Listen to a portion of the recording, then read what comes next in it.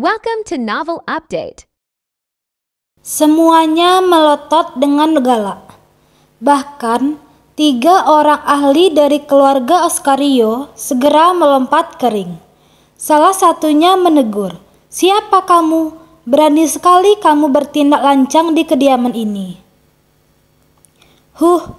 Sampah seperti kalian gak pantas mengetahui namaku.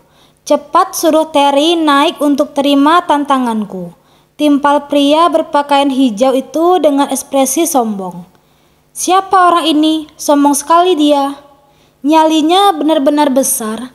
Dia menantang Terry di depan umum begini.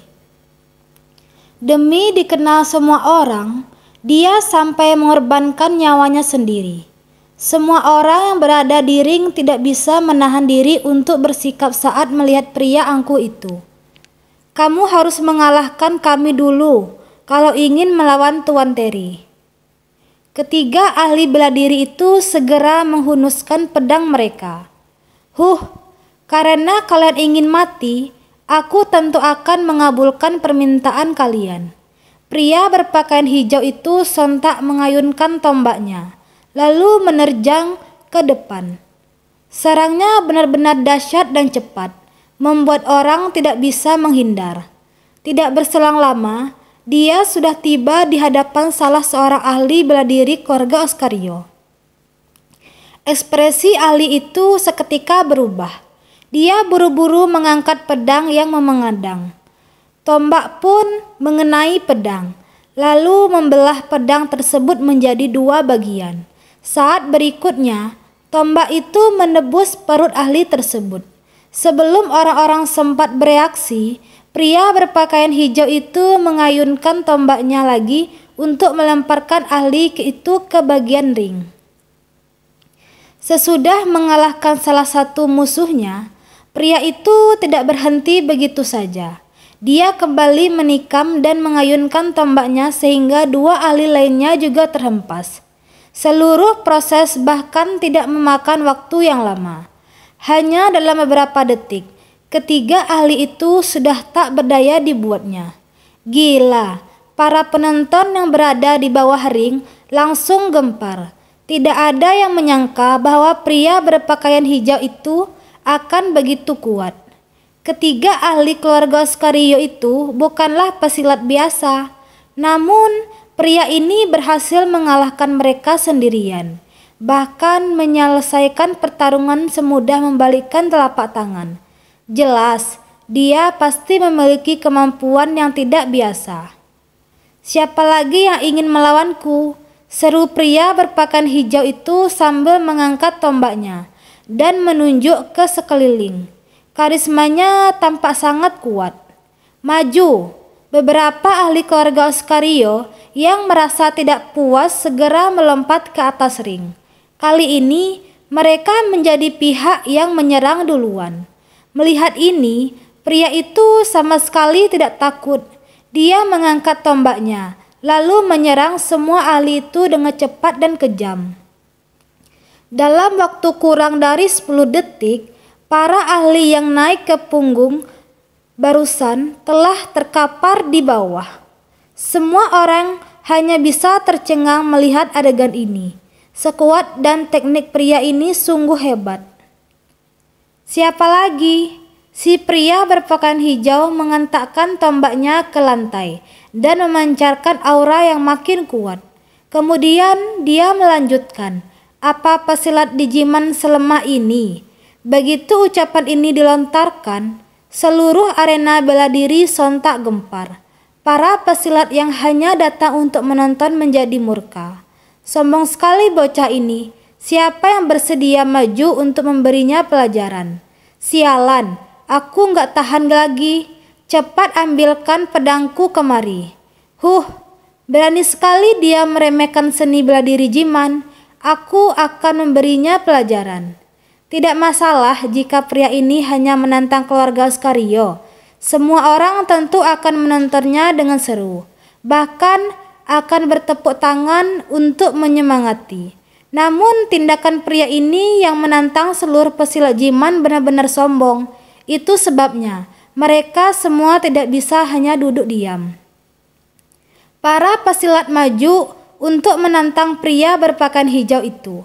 Hari ini mereka pasti akan menunjukkan kehebatan seni bela diri Jiman kepadanya. Bocah, biar aku yang menghadapimu. Saat itu, seorang pria berpostur tegap yang memegang pedang datang ke arena lebih dulu. Pria dengan pedang ini berotot dan berlengan kekar. Pedang besar yang berat itu seakan-akan menjadi ringan dalam genggaman tangannya. Siapa kamu? Berani sekali kamu naik ke arena cari mati. Pria berjubah hijau dengan tombak menunjuk pedang besar pria itu dengan pandangan merendahkan. Aku adalah pemimpin klan pedang, Juanda, kata Juanda sambil mengangkat pedangnya. Seluruh tubuhnya memancarkan aura pembunuh yang kuat. Jadi, kamu yang namanya Pak Juanda. Sekarang aku tahu kenapa kamu terlihat nggak asing.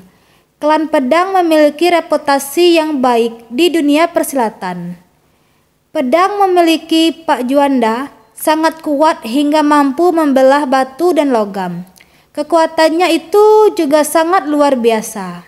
Kalau ada Pak Juanda yang turun tangan, anak ini pasti akan mati hari ini. Pak Juanda, beri anak itu pelajaran hari ini. Perjuangkan kehormatan para ahli bela diri Jiman. Kehadiran Juanda memicu sorokan dari penonton. Klan pedang. Aku bahkan belum pernah mendengarnya. Pria berjubah hijau tetap bersikap arogan. Sepenuhnya meremehkan lawannya. Anak sombong, hari ini aku akan mengajarimu apa artinya. Masih ada langit di atas langit. Juanda memekik marah dan langsung melotot ke depan dengan pedangnya.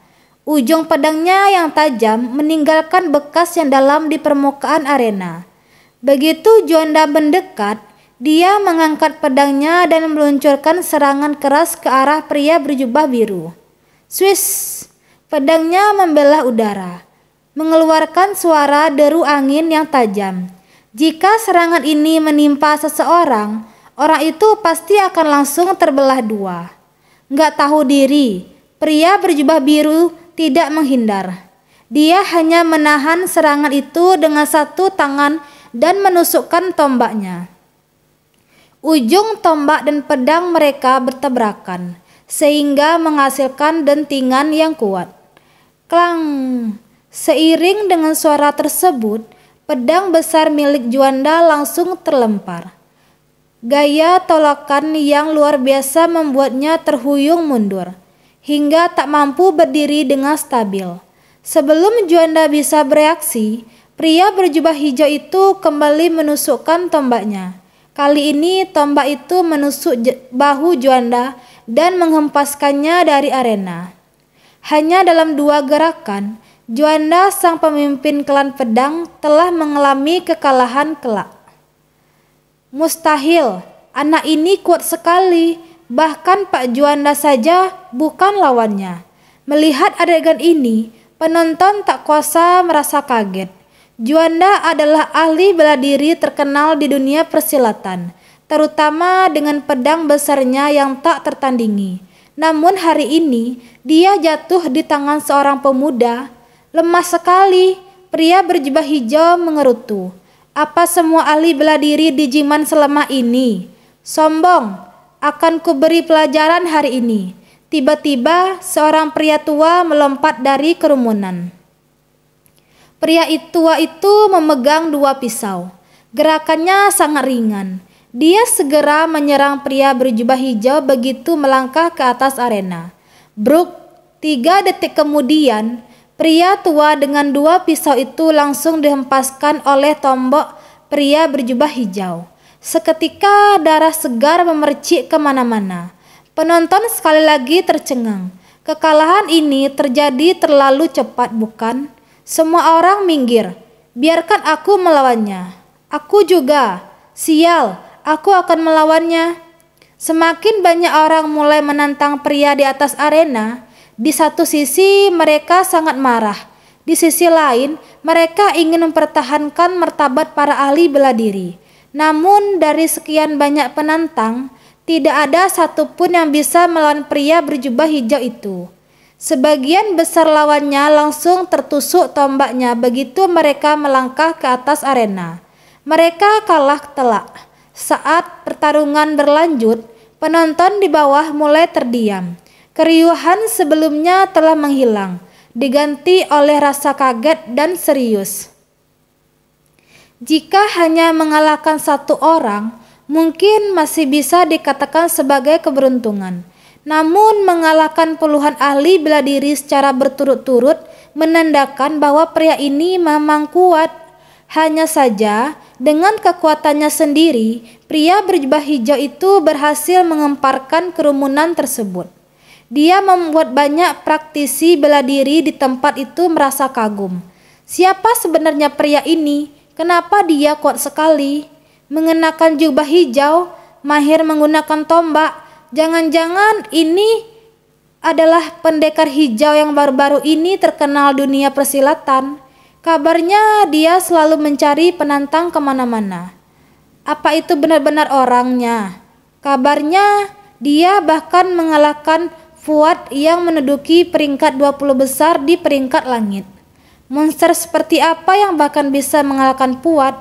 Setelah mengetahui julukan pedang hijau, suasana di tempat itu kembali gaduh.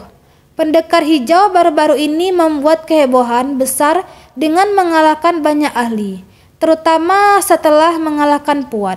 Reputasinya semakin meroket. Namun, identitas pendekar hijau sangat misterius. Jarang sekali ada orang yang tahu bahwa kebenarannya. Tidak ada yang menduga bahwa pendekar hijau akan datang ke keluarga Oscario hari ini. Dia bahkan menantang para praktisi bela diri di Jiman secara terbuka. Terry, sekarang giliranmu untuk naik ke atas arena. Setelah mengemparkan suasana di lokasi, pendekar hijau mengayunkan tombaknya sekali lagi, menunjuk ke arah kediaman keluarga Oscario. Dalam sekejap, semua mata tertuju pada Terry. Pendekar hijau benar-benar kuat. Aku nggak yakin Terry bisa menghadapinya. Terry menduduki peringkat 13 di peringkat langit, sedangkan pendekar hijau bisa mengalahkan Fuad yang menduduki peringkat 20. Sulit untuk memprediksi hasil pertempuran mereka.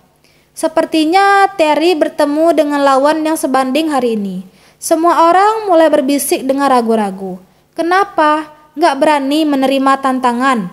Mau jadi pengecut? Pendekar hijau terus mencoba memprovokasi. Hehehehe, menarik juga. Terry tersenyum tipis, lalu menaiki arena perlahan-lahan. Meskipun gak kenal denganmu, sepertinya kamu bisa membantuku memanaskan, bukan? Pemanasan? Pendekar hijau mendengus, lalu melanjutkan. Sepertinya kamu gak sadar sebentar lagi akan tertimpa kemalangan. Memangnya kamu pantas, balas Terry dengan tenang. Aku sudah mengalahkan beberapa ahli bela diri di peringkat langit. Bagiku kamu hanyalah batu loncatan. Dimulai dari mengalahkanmu, aku akan naik perlahan-lahan menuju urutan pertama di peringkat langit, kata pendekar hijau dengan bangga. Meskipun kata-katanya kasar, tidak ada yang berani membantahnya di bawah arena. Setelah pertarungan sebelumnya, semua orang menyadari bahwa lawan mereka ini memiliki kekuatan yang luar biasa. Anak muda, kamu nggak mengira hanya dengan mengalahkan Fuad saja berarti kamu bisa bersaing denganku, bukan? Terry berkata dengan senyuman samar. Di dalam peringkat langit, setiap peringkat adalah sebuah ambang batas. Perbedaan antara peringkat 20 dan peringkat 13 adalah 7 peringkat. Ini bagaikan sebuah jurang yang tidak bisa dilampaui. Aturan-aturan seperti itu enggak berlaku bagiku. Cukup dengan senjataku saja sudah bisa memutarbalikkan pemahaman kalian semua. Mata pendekar hijau penuh dengan hinaan. Kamu percaya diri sekali. Aku harap kamu gak akan mengecewakanku nanti, kata Terry dengan tenang. Jangan banyak bicara. Cepat keluarkan senjatamu. Pria berjubah hijau mengatarkan tombaknya, lalu melepaskan tekanan yang kuat. Senjata? Hehehehe, gak perlu pakai senjata untuk mengalahkan orang sepertimu, kata Terry sambil tetap berdiri dengan tangan di belakang punggungnya. Sikapnya yang santai, seolah-olah dia sama sekali tidak menganggap serius pendekar hijau. Kalau kamu memang mau mati, akan kukabulkan keinginanmu. Pendekar hijau tidak lagi berbicara panjang lebar. Dia langsung meleset di udara. Dalam sekejap muncul kilatan dingin, diikuti dengan tusukan tombak yang berkecepatan tinggi. Dengan bantuan energi sejati yang kuat, tombak pendekar hijau bergerak seperti naga yang sedang meluncur di udara. Kekuatan dan kecepatan sangat mengagumkan. Dimanapun tombaknya melintas, terdengar suara deru angin dan meninggalkan jejak bayangan di belakangnya. Bahkan lantai arena pun tergores oleh mata tombak yang mengerikan itu. Serangan ini benar-benar menakutkan. Kini Terry dalam bahaya. Melihat adegan ini, para penonton sontak terkejut. Mereka baru menyadari bahwa sebelum ini, pendekar hijau ternyata belum mengarahkan kekuatannya sepenuhnya. Boom! Dalam sekejap mata, ujung tombak pendekar hijau telah menusuk ke dada Terry. Namun, yang mengagumkan adalah Terry yang tertusuk tombak tetap berdiri dengan gagahnya, tanpa terlihat bergerak sedikit pun. Dia menahan tusukan tombak yang sangat kuat ini hanya dengan tubuhnya sendiri. Apa?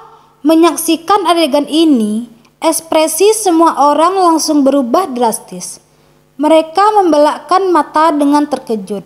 Semua orang tahu jelas bahwa pendekar hijau itu sangat kuat, terutama tusukan tombakannya yang terakhir itu, menyimpan kekuatan dan aura yang mengerikan. Namun, bahkan dengan kekuatan dan kecepatan yang mengerikan dari tusukan tombaknya, Terry mampu menahan serangan itu dengan mudahnya. Dia tidak menggunakan senjata atau perisai, melainkan hanya dengan tubuhnya sendiri. Dia menahan serangan itu dengan dadanya. Apakah pria ini masih bisa disebut manusia? Bagaimana mungkin? Seru pendekar hijau. Dia mundur beberapa langkah. Wajahnya penuh dengan ketidakpercayaan. Serangan ini adalah teknik andalannya yang telah diasah melalui latihan yang sangat keras. Begitu mengerahkan jurus ini, serangannya tidak terbendung. Bahkan, ahli bela diri sekelas Puat yang menduduki urutan ke-20 dalam peringkat langit pun dikalahkan oleh serangan ini. Tadinya pendekar hijau berharap bisa mengakhiri pertarungan dengan satu serangan ini dan mengalahkan Terry. Namun lawannya justru berhasil menahan serangan dengan tubuhnya tanpa cedera sedikit pun. Tusukan ini bahkan masih cukup kuat untuk melukai orang yang mengenakan zirah besi. Namun Terry malah bisa menghadapinya dengan santai. Hal ini membuat Terry terlihat sangat menakutkan. Hanya ini kemampuanmu, mengecewakan sekali, komentar Terry sambil menggeleng. Jangan terlalu sombong, aku gak percaya kamu bisa menahan semua serangan ini. Pendekar hijau menggigit bibirnya, lalu melangkah mundur dan menyerang lagi. Kali ini dia mengarahkan seluruh kekuatannya, gelombang energi yang ganas mengalir ke tombaknya. Ujung tombaknya berubah menjadi merah menyala. Seolah-olah tombaknya itu adalah besi yang baru saja dipanaskan. Matilah kau, teriak pendekar hijau dengan marah. Dengan ujung tombak yang merah menyala, dia menyerang sekali lagi ke arah dada Terry. Klang! Dengan suara benturan besi yang keras, Terry tetap berdiri tegak menahan serangan itu. Sebaliknya, gagang tombak pendekar hijau melengkung seperti busur karena tekanan yang terlalu besar. Hanya begini, tanya Terry sambil tersenyum tipis. Dengan satu tangan meraih ujung tombak yang membara, Terry membengkokkannya dengan sekuat tenaga. Dalam sekejap mata, tombak panjang pendekar hijau telah berubah menjadi sebuah lingkaran seperti kawat. Apa? Melihat adegan ini, pendekar hijau terperangah. Hatinya dihantui oleh kebingungan dan ketakutan. Dia bahkan tidak pernah memimpi bahwa serangan yang dikerahkan sekuat tenaga ini tidak sanggup melukai Terry sama sekali. Kesenjangan kekuatan di antara mereka terlalu besar. Kamu terlalu lemah. Latihan beberapa tahun lagi baru kembali, kata Terry sambil melemparkan tombak panjang itu dan menendang perut pendekar hijau. Pendekar hijau merintih kesakitan, lalu terhempas mundur selama beberapa belas meter. Tubuhnya langsung membentur dinding dan membuatnya pingsan di tempat. Pendekar hijau kalah telak. Bagus, bagus sekali. Setelah keheningan sejenak, seluruh arena bergemuruh dengan tepuk tangan dan sorak-sorai. Semua orang terkesan oleh kekuatan Terry yang luar biasa. Apa itu pendekar hijau? Memangnya kenapa kalau dia mengalahkan Puat? Di hadapan Terry yang sangat berbakat ini, terdengar pendekar hijau tak bisa berkutik sama sekali. Terry hebat sekali, dia bisa mengalahkan pendekar hijau dalam sekejap. Terry benar-benar luar biasa. Memang pantas dia menduduki peringkat ke-13. Aku cuma bisa bilang, dia keren sekali. Tyson, Quinn, dan yang lainnya bahkan bisa memandang Terry dengan tatapan kagum. Sementara itu, beberapa teman Ronald yang berdiri di sampingnya berkeringat dingin dan merasa gugup. Mau bagaimana melawan monster seperti ini, Tuan Larry? Apakah menurut Anda penampilan Terry hari ini sesuai dengan ekspektasimu? Di atas tribun, Alan menyaksikan semua ini sambil tersenyum. Tentu saja dia merasa bangga melihat putranya begitu memukau di atas arena. Tentu saja, dia benar-benar luar biasa, kata Larry sambil mengangguk. Menurutku, dalam waktu 10 tahun, Terry memiliki potensi untuk mencapai tingkat master. Ketika pernyataan ini diucapkan, ekspresi orang-orang di sekitarnya langsung berubah. Bisa dibilang, ahli bela diri tingkat master ini sangat langka. Dalam 7 provinsi di Jiman, hanya ada 5 orang yang bisa mencapai tingkatan ini. Masing-masing dari kelima orang itu memiliki reputasi yang sangat terkenal. Fakta bahwa Larry memberikan penilaian yang begitu tinggi terhadap penampilan Terry barusan menunjukkan betapa menakjubnya bakat Terry. Hahaha, Tuan Larry terlalu berlebihan. Bocah ini memang punya bakat, tapi masih harus diasah, kata Alan sengaja merendah. Namun, senyuman di wajahnya sama sekali tidak bisa disembunyikan. Jika anaknya bisa mencapai tingkat master dalam waktu 10 tahun, nama keluarga Oscario pasti akan melejit. Bahkan reputasinya mereka mungkin saja akan bersanding dengan 3 keluarga puncak. Buah memang jatuh tidak jauh dari pohonnya. Selamat ya, Kak Alan. Kevin yang berada di samping mereka juga ikut mesembari hormat kepada Alan. Para elit lainnya juga buru-buru memberikan selamat dan mengucapkan kata-kata pujian. Mereka semua sangat jelas seberapa hebatnya reputasi seorang master bela diri. Keluarga Hutomo bisa menikmati kejayaan seperti saat ini juga merupakan hasil jerih payah Larry. Inilah kekuasaan master bela diri sesungguhnya. Kak, kalau Terry sehebat ini, bukankah Luther sudah pasti kalah? Tanya Belinda dengan khawatir. Gak penting kalah atau menang, aku hanya berharap dia baik-baik saja, balas Bianca dengan ekspresi serius. Bianca telah menyaksikan kehebatan Terry barusan. Secerah harapan pun kini telah sepenuhnya sirna. Sengitku, masih ada orang yang mau memantangku hari ini. Pada saat ini Terry tiba-tiba bersuara. Sambil berbicara dia melihat ke sekeliling, seolah-olah sedang mencari targetnya. Menantangnya. Setelah melihat nasib pendekar hijau, apa pemimpin paksi Draco itu masih berani naik ke atas arena? Orang itu nggak kelihatan dari tadi. Sepertinya sudah lari ketakutan ya. Hahaha. Padahal sudah terlanjur datang. Setidaknya harus menampakkan diri. Jangan bersembunyi seperti pengecut. Di bawah arena, semua orang mulai mendiskusikan hal ini dan mengejek Luther. Bagi mereka, penantang Terry tidak muncul sedari tadi karena ketakutan. Luther, bukankah kamu menyebut dirimu ini ketua faksi Draco? Kenapa nggak menerima tantangannya?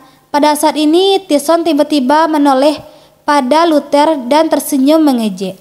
Hei, bukankah kalian sombong sekali tadi? Kenapa nggak bersuara lagi sekarang? Kata Quinn sambil menyilangkan tangan di depan dadanya. Hei Luther, kamu dipanggil tuh. Ayo naik, desak Joel.